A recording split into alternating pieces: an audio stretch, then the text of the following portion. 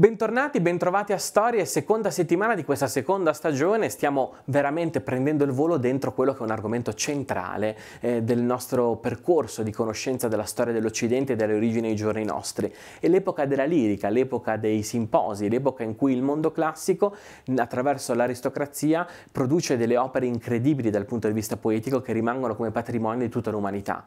Bene, questi simposi producevano, abbiamo detto, la lirica, producevano una lirica che poteva essere monodica, corale, giambica, elegiaca, a seconda di quella che era l'intenzione che voleva esprimersi attraverso quel tipo di componimento. La esponeva un poeta, ma un poeta che rappresentava l'io di tutti, quindi l'io lirico era diverso dall'io parlante, perché in qualche modo c'era una distinzione, una differenza che faceva sì che chi parlava rispecchiasse la mentalità di tutti coloro che erano dentro il simposio. Ma il fatto rilevante su cui vogliamo porre l'attenzione oggi è di tutt'altro avviso. Infatti stiamo cercando di comprendere come attraverso l'io lirico ci fossero due fenomeni importanti che venivano espressi, o il biasimo o la lode.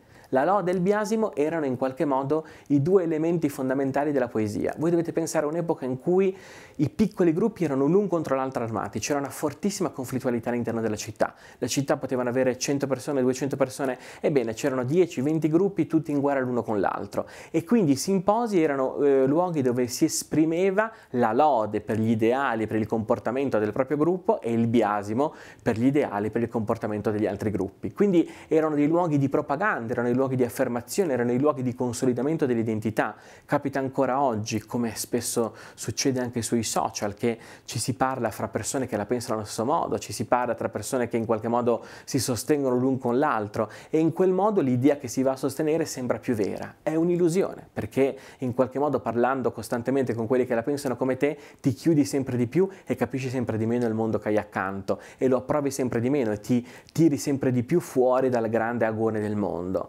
Ma questa illusione sapeva in qualche modo forgiare anche componimenti altissimi, ed è dentro questo meccanismo di lode e di biasimo che si costruirà la grandezza della poesia lirica greca. Ne parleremo domani, ne parleremo sempre qui a Storie.